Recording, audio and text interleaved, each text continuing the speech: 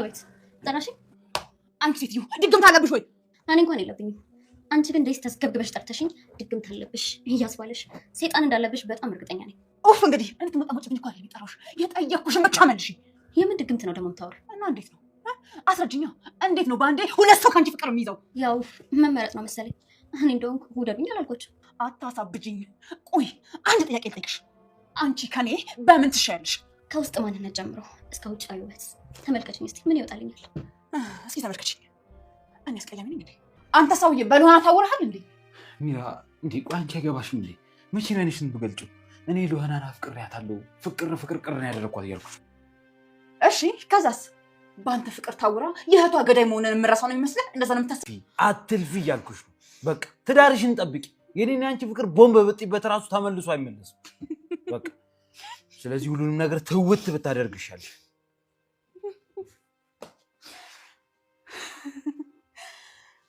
ወይኔ ሚራ፣ የቱ ትዳር? የትኛው ትዳር? አንተ ያበላሸከውን፣ አንተ ያፈረስከውን ትዳሬን። እቃ ፈልጌ ነበር። የምን እቃ? ምንድን ነው? አሲድ ፈልጌ ነበር። አሲድ? የምን አሲድ? ለምን ተፈልጎ ነው? ቆይ እማጸዳበት እቃ ነበረኝ፣ ለዛ ነው። እሺ አለ፣ ነይና ውሰጂ። ወይ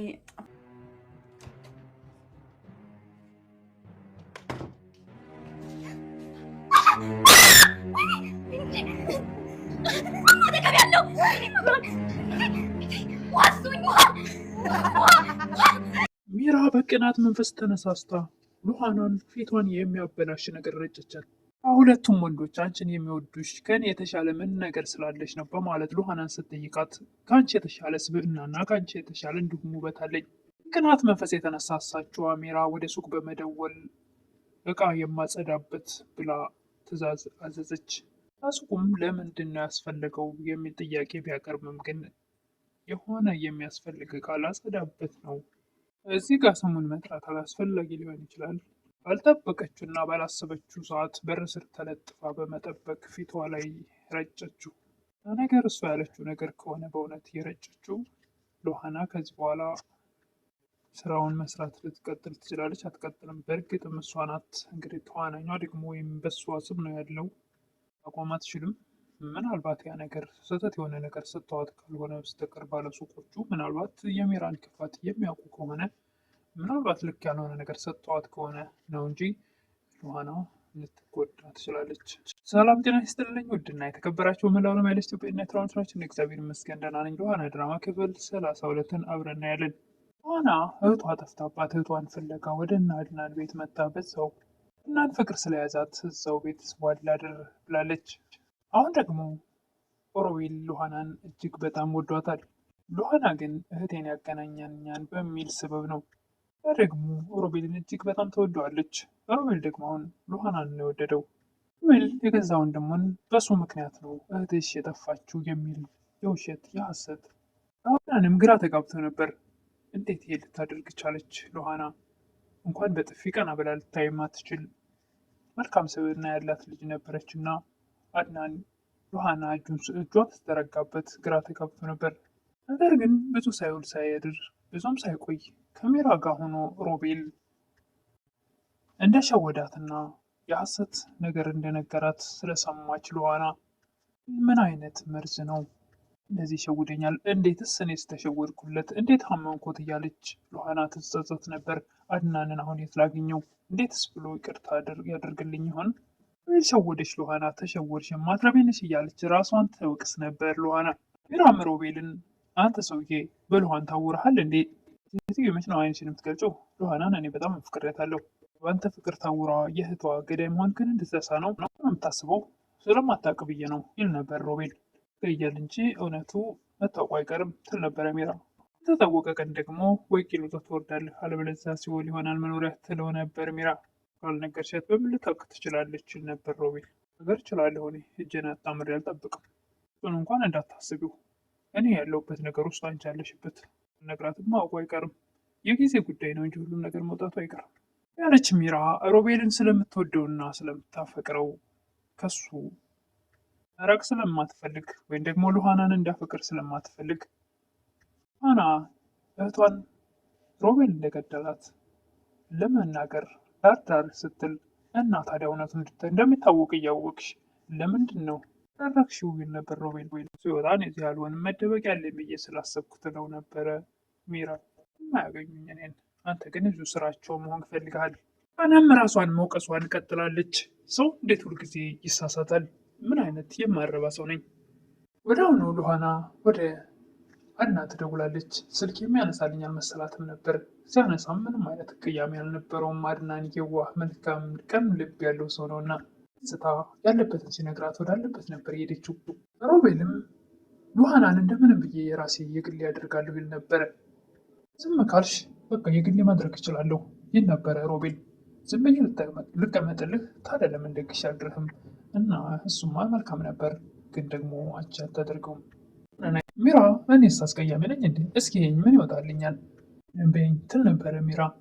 ሮቤልም እባክሽ ምን ብትይኝ አይገባኝም፣ አሁን ከሉሃና ውጭ ምንም አይታየኝ። ያም ለሮቤል እባክህ መጥፎ ሴት አታድርገኝ ትል ነበረ። ምንም መጥፎ ብትሆኚ ሉሃናን ግን ለመንካት እንዳታስቢው። ሉሃናም አድናን ያለበት ካይዳ እባክህ ይቅርታ አድርግልኝ፣ መጥፎ ስሜት ውስጥ ስለነበር ያልሆነ ነገር ተናገርኩ፣ የሌለብኝ ነገር ሁሉ ብያለሁ። መጀመሪያ ምን እንደተፈጠረ አስረጅኝ። ሮቤል ነው አደለ ይህን ነገር ያደረገው? እባክህ እኔ በጣም አስቀያሚ ክፉ ሴት ነኝ ትል ነበር። ራሷን ተወቅስ ነበረ። አድናንም በፍጹም አንቺ መጥፎ ሴት አይደለሽም፣ አንቺ ጨዋ ሴት ነሽ፣ ያደረግሽበት ምክንያት ብቻ ንገሪኝ፣ እርግጠኛ ነኝ ሮቤል ነው ይል ነበር አድናን። ምንም አይነት ምክንያት ቢኖረኝም ግን አንተን ብቻ ነበር ማመን የነበረብኝ። ሮቤልም ወደ ሉሃና ክፍል ሲሄድ ያጣታል። ስልኳን ሲያገኘው ከሮቤል ከአድናን ጋር ያወራችበትን ሲያገኝ እሱ ጋር ሄደች ማለት ነው። ጭራሽ ከእሱ ጋር እንድትገናኝ አልፈቅድም ይል ነበረ።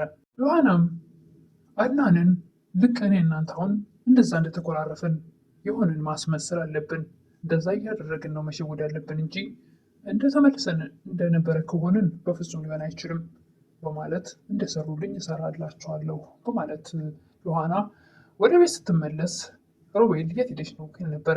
ገዝቼ እየመጣሁ ነው። በጭራሽ አድናንን አግኝተሽዋል? ደውለሽለት ነበር?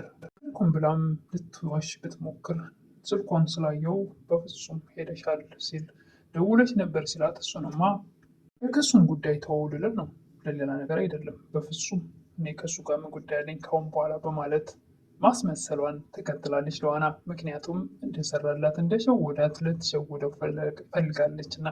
ሚራም እንደ ቀውስ አድርጓታል። አይኔ ጥርሴ እያለች ራሷን በመስታወት እያየች ሁሉ ነገር አያምንም እንደ እያለች ራሷን በራሷ እያየች እንደ ቀውስ ለመቀወስም ወደ እንደ ቀውስ አድርጓት ብቻዋን እየሳቀች ከቅናቷ ብዛት የተነሳ እንጆነኝ ወይስ አይደለሁም ትላት ነበር ሉሃናን ሚራ። እዚህ ቤት ከሌለው ምንም አትይም፣ እኔ ካለው ግን ባለበት እዳብን ማንዘውር ብሎ ያልትል ነበር ሉሃና።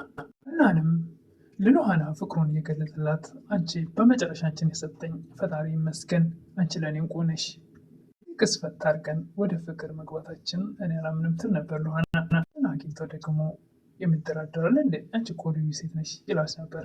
ሙገሳው ግን አልበዛም? ትንሽ ቢቀንስ ነበር ሉሃና።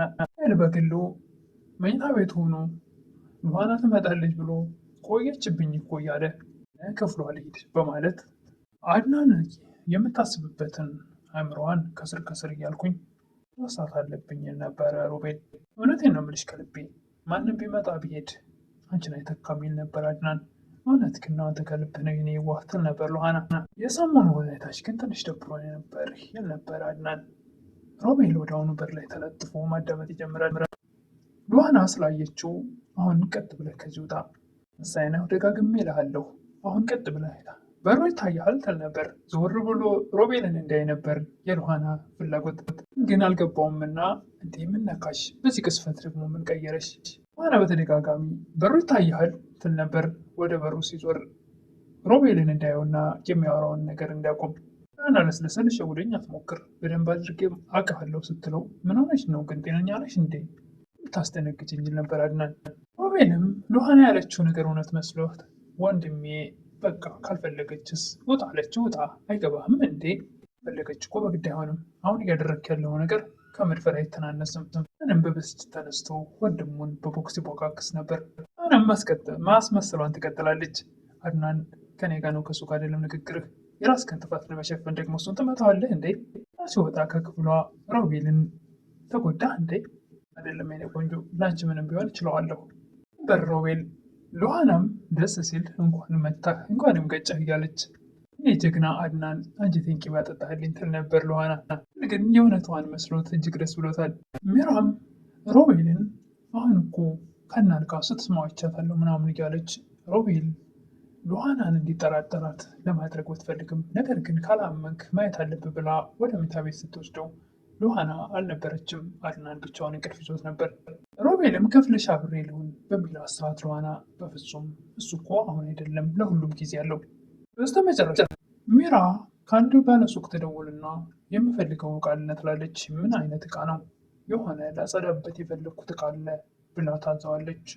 ለምንድን ነው ያስፈለገች በሚላት ሰዓት የማጸዳበት ዕቃ ስላለ ነው እንድታመጣልኝ ብላ እዛው እሺ ብሏት ተስማምታ እንግዲህ በስተመጨረሻም ሉሃናን ፊቷን አይደለም እንዲህ ሲያሞግሷት እሷም ደግሞ ስትመካበት የነበረው በማለት ሳታስበውና ሳታያት የሉሃና ፊት ላይ ፊቷን የሚያበላሽና መርዛማ ነገር የደፋችባት ደፍታባታለች፣ ረጭታታለች። እንግዲህ ነገሩን ወይ ደግሞ ባለሱቆቹ የሚራን ክፋት አውቀው ያልሆነ ሌላ ነገር ካልሰጧት በስተቀር ሉሃና ጉዳት ላይ ናት። ጆግ ውስጥ የያዘችው ነገር ውሃ ቢሆን ብዬ ተመኘው።